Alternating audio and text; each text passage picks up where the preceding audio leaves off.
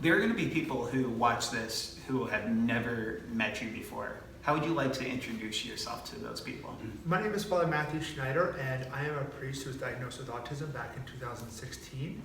And I really want to help people with autism to enter into the church, to be accepted. When were you diagnosed? I was diagnosed in 2016. I had already been ordained a priest. One of my first assignments was chaplain at a school, and I kind of couldn't pick up on the emotions well of all the kids, and it really wasn't the right situation. But it also, fortunately, I think in a way of a blessing, led to that diagnosis, because after I stopped, about a year later, they suggested, and then about a year later I was diagnosed. Her responsibility is writing a doctoral thesis in moral theology. Awesome. How's that going so far? Well, I just started like the 1st of July. So, well, I think at least in our Catholic churches, we often have what traditionally built as cry rooms for when the babies cried at the back of the churches. And some Protestant churches have the same things. And what a number of parishes have done, which I think is really helpful for those who are having meltdowns over sensory issues, is that they'll basically use it as like a reverse cry room, where those who need a low sensory environment, they'll be in the back with a glass window between them and the main part. The lights are down there, the volume on the speakers down there, so that the sensory experience doesn't overwhelm. And I think that's a great opportunity. I know of at least 3 or 4 parishes in New York, Georgia, Maryland who do that. What is something you should not say to someone with autism?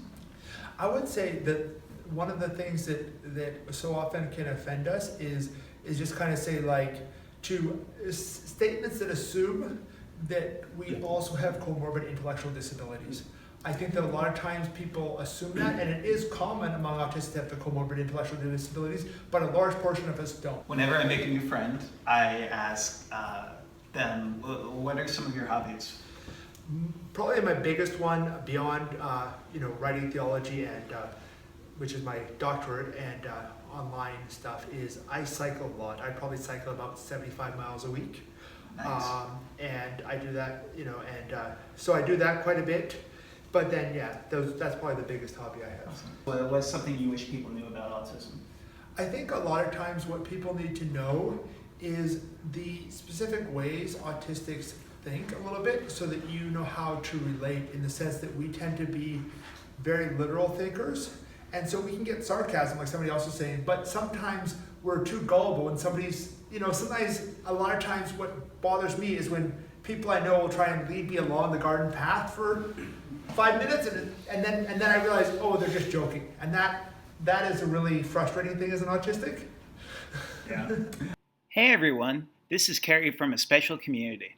If you like this video, check out our channel for more videos of people impacted by a diagnosis. You can also subscribe and hit the notification button to know when our next video will be posted.